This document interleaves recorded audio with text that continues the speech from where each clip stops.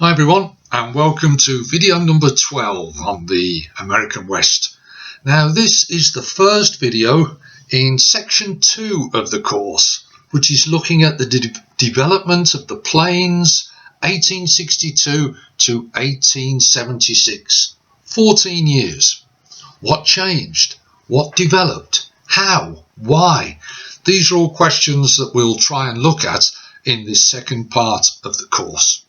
Now, when we talk about the plains, there we see the east of America, places like New York, Chicago, Boston, the big cities. We've already seen in some of the other videos, people had travelled across to places like Oregon and California for the land and the gold. And they'd crossed this part of America called the Great Plains. But in this part of the course, ladies and gentlemen, we're going to study this area in a bit more detail. The Great Plains. What is happening here? Now, the first thing that we have to consider is 1861 to 1865, the United States Civil War. 4 years of a terrible conflict, ladies and gentlemen. 600,000 dead, 400,000 wounded. It was a massive event which helped to change and develop the Great Plains, as we shall see. Now, before the war, states in the north of America and states in the south of America had hugely different ideas, hugely different systems, particularly about slavery. Now, in the south, they had big, huge cotton plantations, which were based on slave labour. The slaves did the work and made huge profits for the landowners, the plantation owners. In the northern states, they were against slavery and had abolished slavery. So there's a key difference here, ladies and gentlemen, between the northern states and the southern states. Well, the key question, of course, facing America is these new states that were opening up, the new land over in Oregon, California, far off in the west of America, what system would be put in place there? Now, the North, they wanted slave-free states, small family farms. That's what they wanted. The South, well, they wanted large farms, almost like the plantations where they lived, the cotton plantations. And they wanted slave labour to continue over in the West. So again, we see that there are huge differences in approach about what to do about these new western parts of America. And these differences, in the end, ladies and gentlemen, led to warfare. In 1861, 7 southern states at first, and then another 4, so 11 altogether, left the United States of America to set up their own government, their own confederacy. And this is the act that then led to war between the North and the South. Here we see it, ladies and gentlemen. This area here, the northern states, this is where they did not agree with slavery. This area down here, the southern states, this is where they left the United States, set up their own government, and the South fought the North for 4 long years, 4 terrible years of warfare. Now, what impact did the Civil War have on the plains? Well, the short answer, ladies and gentlemen, is that it had a huge impact. Why? What was the situation? Well, before the war, there were people from the northern states and people from the southern states, both together in the United States government. But they couldn't agree on new laws to help the American West. Particularly, one of the areas of disagreement was a new route for the railroad. They wanted to build the rail track across to Oregon, across to California. But the North wanted to link California with its northern cities, Chicago, New York. The South wanted to link the American West, California, with a route further south, linking in with their territories. And there was no agreement for years and years and years. But when the southern states left the government, the North could do what it wanted. So, let's have a little look. Up to the American Civil War, here we have the rail network in the east of America, mainly in the northern states, although there were some down here in the southern states. But notice a complete lack of railway, a complete lack of train tracks coming across the Great Plains to the west. This was to be changed. So, the first real huge impact of the Civil War was a new law, 1862, the Pacific Railroad Act.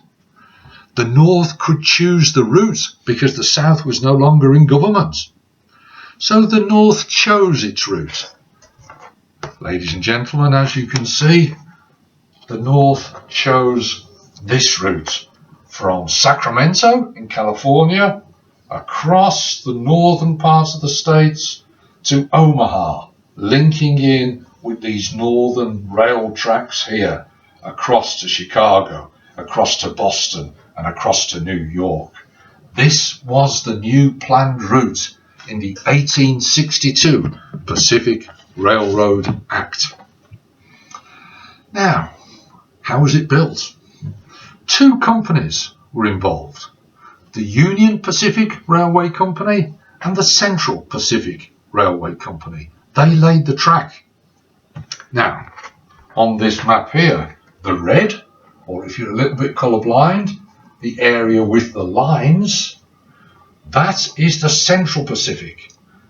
The purple, or colourblind people, the dots, that is the Union Pacific.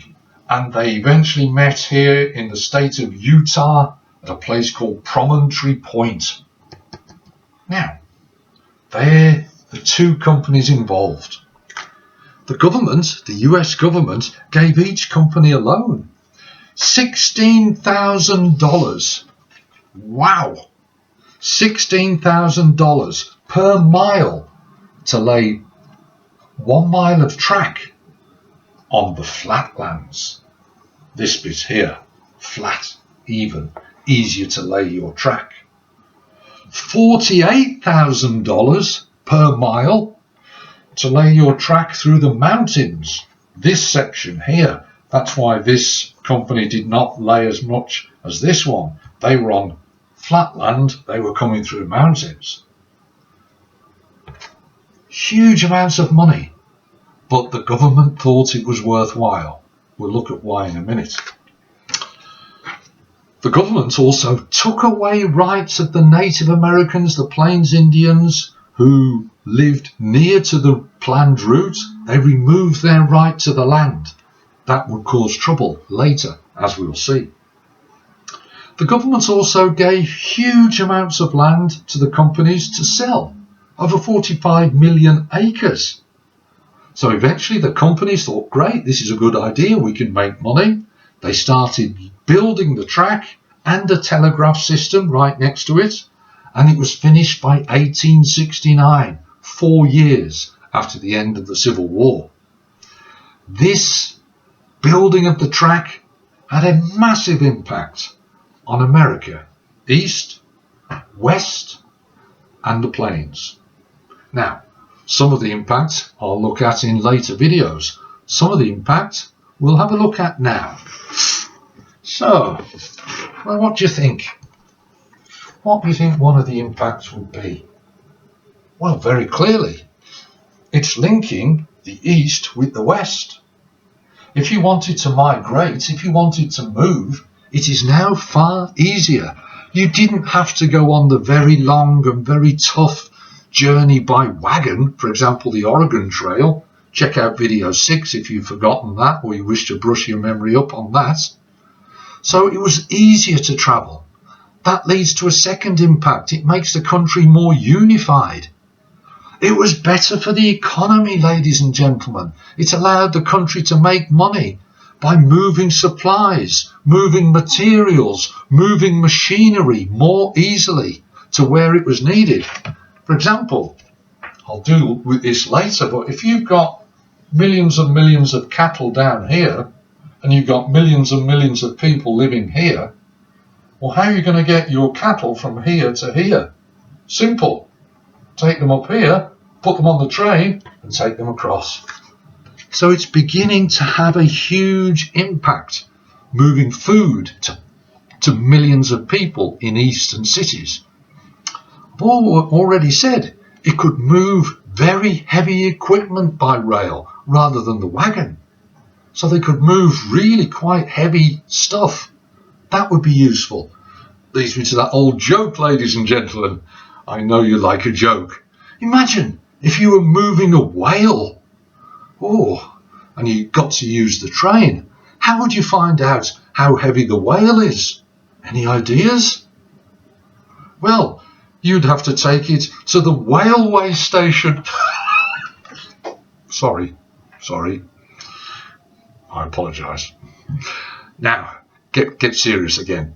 The fourth impact of the rails. They could move soldiers. They could move their troops more easily, ladies and gentlemen. Way. Either my hat is too small or my head is too big. But they could move their soldiers far more easily. That could be useful, particularly if they're going to start arguing with the Plains Indians.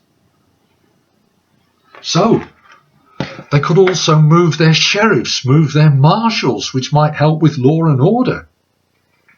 By 1880, the railway companies were using advertising, they were using posters, and they'd settled 200 million acres of land to help settlements in the West and on the Great Plains. For example, Nebraska, just one land agent was able to bring in 10,000 people from Scandinavian countries like Sweden, etc. Can you see that the railways is having a huge impact on the plains in America because of the track that was laid? One big impact. And how was the track laid? Because the North made the decision, because the South had left because of the war. So that's the first huge impact. The second one is to do with land.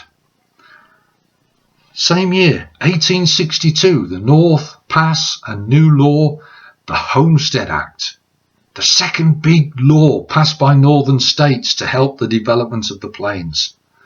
Before that, before 1862, before the war, before the South and the North were still arguing, it would be 640 acres of land, $1 per acre. So that'd be $640 to get land.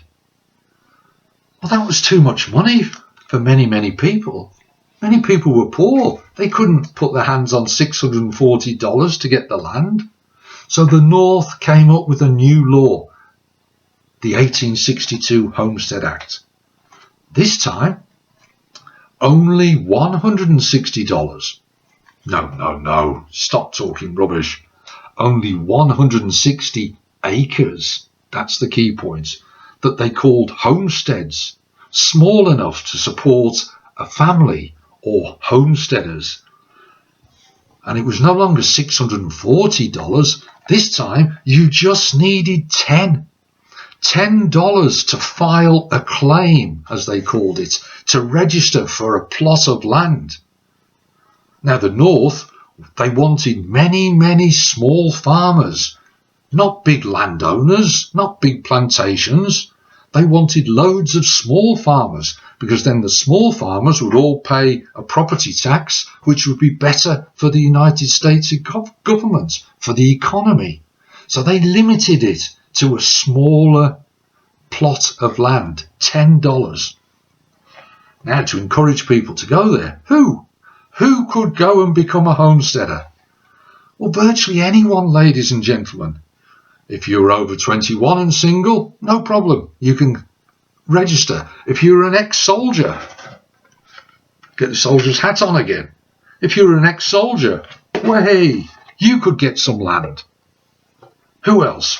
Women, married people. In fact, nearly everyone. The only people who couldn't become homesteaders. Any ideas? Bonus points if you said the Plains Indians, the Native Americans, they were excluded.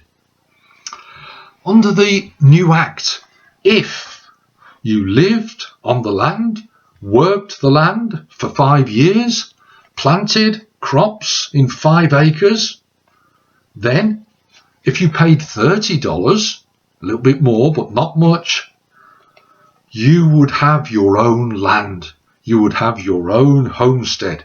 The government called it proving up. It was yours. So it was a cheaper way of getting land.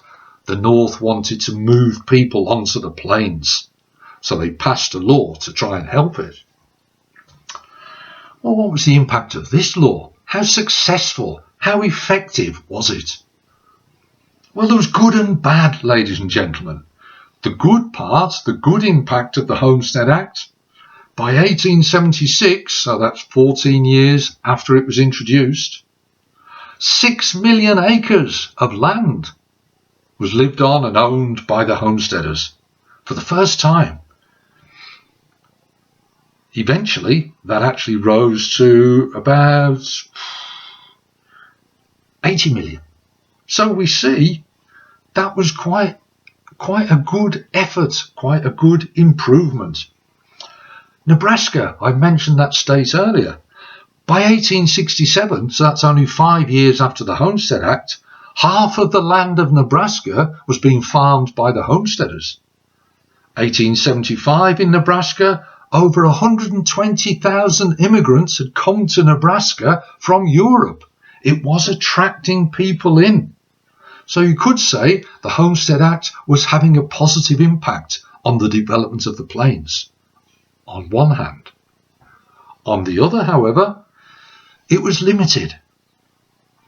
By 1884, only 13 million acres had been proved up. Remember, bought by the landowner, the homesteader.